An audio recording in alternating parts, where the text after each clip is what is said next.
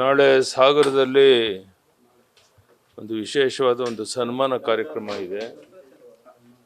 ಅದರಲ್ಲಿ ಭಾಗವಹಿಸೋದಕ್ಕೆ ಬಂದಿದ್ದೇನೆ.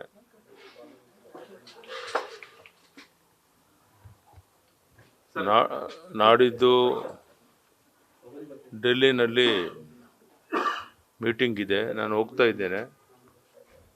2ನೇ ಪಟ್ಟಿ ಬಹುಶಃ ಕರ್ನಾಟಕ ಸೇರಿ ಅಭ್ಯರ್ಥಿಗಳ ಆಯ್ಕೆ ಒಂದು ಪಟ್ಟಿ ಫೈನಲೈಸ್ ಆಗ್ಬೋದು. ಆ ದೃಷ್ಟಿಯಿಂದ ನಾನು ನಾಡಿದ್ದು ಡೆಲ್ಲಿಗೆ ಹೋಗ್ತಾ ಇದ್ದೇನೆ. ಬಹುತೇಕ ಪಟ್ಟಿ ನಾಡಿದ್ದು ಅಂತಿಮ ಆಗುತ್ತೆ ಅಂತ ಭಾವಿಸಿದ್ದೇನೆ. ರಾಷ್ಟ್ರೀಯ ನಾಯಕರೆಲ್ಲ ಒಟ್ಟಾಗಿ ಸೇರಿ ಒಂದು ಅಂತಿಮ ತೀರ್ಮಾನವನ್ನು ತಗೊಳ್ತಾರೆ. ಗೊತ್ತಿಲ್ಲ, ಹೋದ್ಮೇಲೆ ಚರ್ಚೆ ಆಗುತ್ತೆ. ಬಹುತೇಕ ಇನ್ನು ಡಿಲೇ ಮಾಡಲಿಕ್ಕಿಲ್ಲ, ಎಲ್ಲ ಸೀಟ್ಗಳು ಡಿಕ್ಲೇರ್ ಆಗಬಹುದು ಅಂತ ಅನ್ಕೊಂಡೆ. ಸರ್, ಹೊಸಬರಿಗೆ ಆದ್ಯತೆ ಸಿಗುತ್ತಾ ಸರ್? ಹೊಸಬರಿಗೆ ಆದ್ಯತೆ ಸಿಗುತ್ತಾ ಅಂತೇಳಿ ಸರ್? ಗೊತ್ತಿಲ್ಲಪ್ಪ, ಡೆಲ್ಲಿಯವರ ನಾಯಕರ ಮನಸ್ಸಲ್ಲಿ ಏನಿದೆ ಅಂತ ಗೊತ್ತಿಲ್ಲ. ಅಂತಿಮ ತೀರ್ಮಾನ ಡೆಲ್ಲಿಯವರು ತಗೊಂಡು. ಜೆಡಿಎಸ್ಗೆ ಮತ್ತೆ ಬಿಜೆಪಿಗೆ ಎಷ್ಟು ಗೊತ್ತಿಲ್ಲಪ್ಪ, ಅದನ್ನು ಇನ್ನೂ ಫೈನಲೈಸ್ ಆಗಿಲ್ಲ. ಹೊಂದಾಣಿಕೆ ಆಗೋದು ನಿಶ್ಚಿತ. ಎಷ್ಟು ಸೀಟು JDSಗೆ ಬಿಟ್ಕೊಡ್ತಾರೆ ಅನ್ನೋದು ಸಹ ನಾಡಿದ್ದು ಡೆಲ್ಲಿಗೆ ಹೋದ್ಮೇಲೆ ವಿಷಯ ಗೊತ್ತಾಗೋದು. ಗೊತ್ತಿಲ್ಲಪ್ಪ, ನನಗೇನು ಸ್ಪಷ್ಟವಾದ ಯಾವುದೇ ಮಾಹಿತಿ ಇಲ್ಲ. ಡೆಲ್ಲಿಗೆ ಹೋದ್ಮೇಲೆ ಎಲ್ಲ ವಿಷಯ ಗೊತ್ತಾಗುತ್ತೆ ನಾಡಿದ್ದು. ಅದಕ್ಕೇನು ಅರ್ಥ ಇಲ್ಲ ರೀ, ಅದು ದುರುದ್ದೇಶದಿಂದ ಆ ಥರ ಮಾಡಿದ್ದಾರೆ. ಅವ್ರು ಒಳ್ಳೆ ಕೆಲಸ ಮಾಡ್ತಿರೋದನ್ನು ಸಹಿಸ್ದೇನೆ ಆ ಥರ ಕೆಲವರು ಮಾಡಿದ್ದಾರೆ. ಅದಕ್ಕೆ ಯಾವುದೇ ಕವಡೆ ಕಾಸಿನ ಕಿಮ್ಮತ್ತಿಲ್ಲ.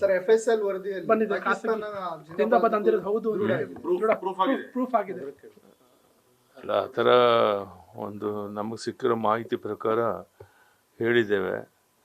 ಅವರು ಸರ್ಕಾರಕ್ಕೂ ಮಾಹಿತಿ ಬಂದಿದೆ, ಯಾಕೆ ಇನ್ನೂ ಮುಚ್ಚಿಟ್ಟಿದ್ದಾರೋ ಗೊತ್ತಿಲ್ಲ. ತಕ್ಷಣ ಅದನ್ನು ಬಿಡುಗಡೆ ಮಾಡಿದ್ರೆ ಸತ್ಯಾಂಶ ಎಲ್ರಿಗೂ ಗೊತ್ತಾಗುತ್ತೆ. ಅದನ್ನು ಮಾಡಬೇಕು ಅಂತ ಸರ್ಕಾರಕ್ಕೆ ಒತ್ತಾಯ. ಅದೇ ಸರ್ಕಾರನೇ ಅದ್ರ ಬಗ್ಗೆ ಉತ್ತರ ಕೊಡಬೇಕಷ್ಟೇ. ಅನಗತ್ಯವಾಗಿ ಡಿಲೇ ಮಾಡ್ತಿದ್ರೆ ಇಷ್ಟು ಡಿಲೇ ಆಗೋ ಅಗತ್ಯ ಇರಲಿಲ್ಲ. ತಕ್ಷಣ ಅದನ್ನು ಬಿಡುಗಡೆ ಮಾಡಬೇಕು.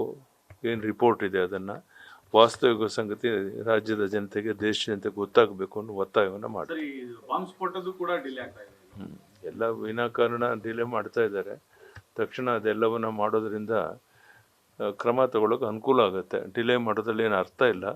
ತಕ್ಷಣ ಅದನ್ನೆಲ್ಲ ಮಾಡಬೇಕು ಅಂತ ಒತ್ತಾಯ ಮಾಡಿ. ಬರ ಅಂತ ಹೇಳಿದ್ರೆ ಅಂದರೆ ಭೀಕರ ಬರಗಾಲ, ಬಹಳ ಮುಖ್ಯವಾಗಿ ಕುಡಿಯೋ ನೀರಿನ ಹಾಹಾಕಾರ.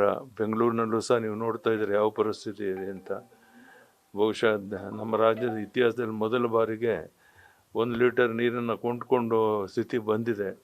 ಅದು ಎಲ್ಲಿಗೆ ಹೋಗ್ಬಿಟ್ಟದೋ ಗೊತ್ತಿಲ್ಲ. ದೇವರಲ್ಲಿ ಪ್ರಾರ್ಥನೆ ಮಾಡೋದು ಆದಷ್ಟು ಬೇಗ ಮಳೆ ಬಂದು ಕೆರೆ ಕಟ್ಟೆಗಳು ತುಂಬಿ ಸಮಸ್ಯೆ ಬಗೆಹರಿಬೇಕು.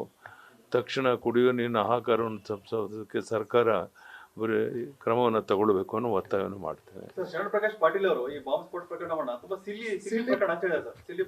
ಅದಕ್ಕೆಲ್ಲ ಉತ್ತರ ಕೊಡೋಕೆ ಹೋಗೋದು ಅಲ್ಲ. ಗಂಭೀರವಾಗಿ ಪರಿಗಣಿಸಿಲ್ಲ ಅಂತ ಮೇಲ್ನೋಟಿಗೆ ಗೊತ್ತಾಗ್ತಾ ಇದೆ. ಇನ್ನಾದರೂ ರಾಜ್ಯದ ಜನತೆ ಸಹಜವಾಗಿ ಕುತೂಹಲ ಇರೋದ್ರಿಂದ ಇದನ್ನು ಗಂಭೀರವಾಗಿ ಪರಿಗಣಿಸಿ ಕ್ರಮ ತಗೊಳ್ಬೇಕು ಒತ್ತಾಯ.